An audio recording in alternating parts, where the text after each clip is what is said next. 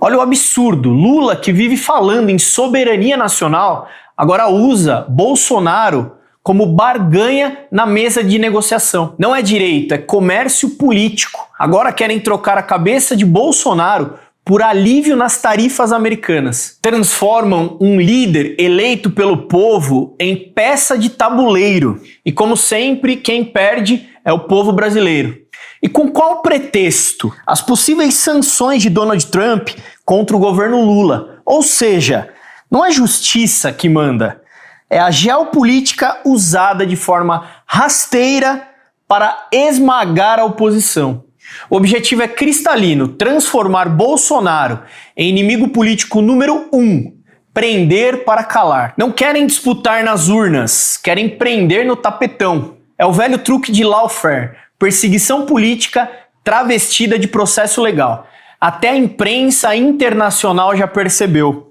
A colunista Mary Anastasia O'Grady, no Wall Street Journal, escancarou que o STF condenou Bolsonaro com um tribunal já inclinado contra ele. Relatado por Alexandre de Moraes, com apoio de Dino, Carmen Lúcia e Zanin, todos ligados a projetos lulistas. E a própria porta-voz da Casa Branca, Caroline Leavitt, compartilhou o artigo denunciando o lawfare brasileiro. O tribunal estava ideologicamente inclinado contra Bolsonaro. O ministro que presidia o caso era Alexandre de Moraes, um notório adversário de Bolsonaro. Ele votou pela condenação em todas as 5 acusações. O mesmo fez o ministro Flávio Dino, ex-ministro da Justiça de Lula. O ex-advogado pessoal de Lula, o ministro Cristiano Zanin, também votou pela condenação. Isso foi suficiente para a condenação, embora uma 4ª ministra, Carmen Lúcia, indicada por Lula, também tenha se juntado à maioria, escreveu O'Grady. A republicação de Leavitt ocorreu no mesmo dia em que o secretário de Estado americano, Marco Rubio, disse em entrevista na Fox News que novas medidas contra o Brasil, devido à condenação judicial de Bolsonaro, devem ser aplicadas na próxima semana. E vale lembrar que no último dia 9, Leavitt afirmou que o presidente dos Estados Unidos, Donald Trump, não terá receio de utilizar o poder econômico e o poder militar americano para proteger e garantir a liberdade de expressão em outros países. Ao responder uma pergunta de Michael Schallenberg, criador da série de reportagens Twitter Files, que havia questionado a Casa Branca se pretende tomar medidas adicionais contra a Europa e Brasil por restrição de contas de políticos brasileiros de direita? Ora, ou é anistia ampla, geral e irrestrita, ou está sendo montada uma farsa no Congresso para enganar a população. Falam em redução de pena, versão mais aceitável, para agradar ao Supremo e ao Planalto. Mas no fundo o que querem mesmo é legitimar uma perseguição política contra o Bolsonaro. Se perdoam uns, tem que perdoar todos. Anistia sem exceção. Anistia pela metade é uma confissão de culpa, de que algo está errado.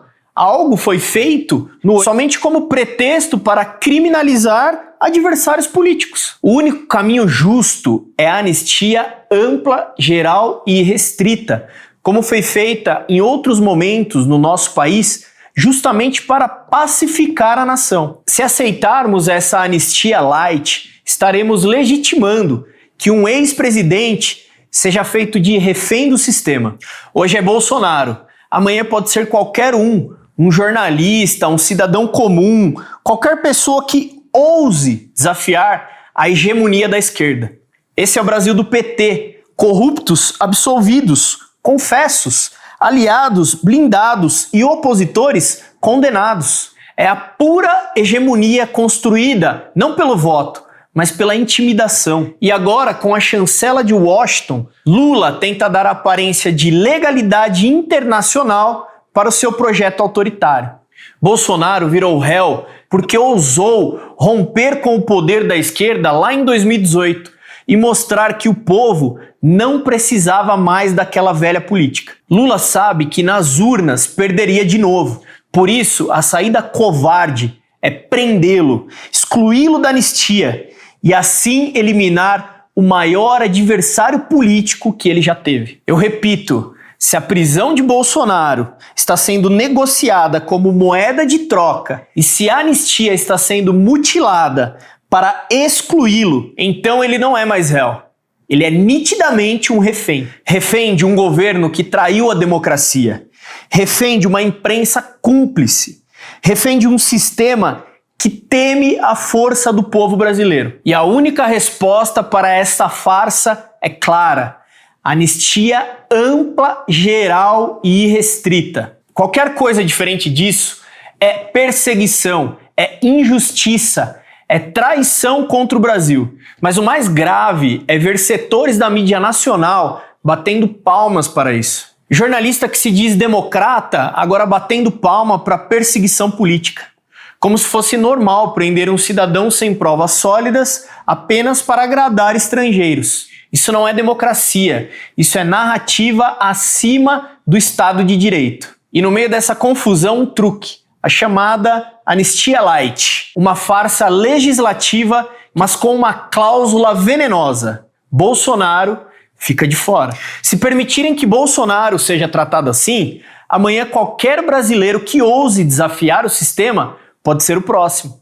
Amanhã pode ser um deputado, um vereador, um jornalista, um empresário, calar o dissidente, sufocar a voz contrária, intimidar quem ousa desafiar a hegemonia. Esse é o Brasil do PT, onde corruptos confessos são absolvidos, onde amigos do poder são blindados e onde adversários políticos são empurrados para a cadeia. Querem anistiar caminhoneiro, comerciante, empresários, mas excluir justamente aquele que foi eleito por milhões de brasileiros. É o perdão seletivo, vale para todos, menos para o principal alvo da perseguição. Não por crime, mas por ousadia.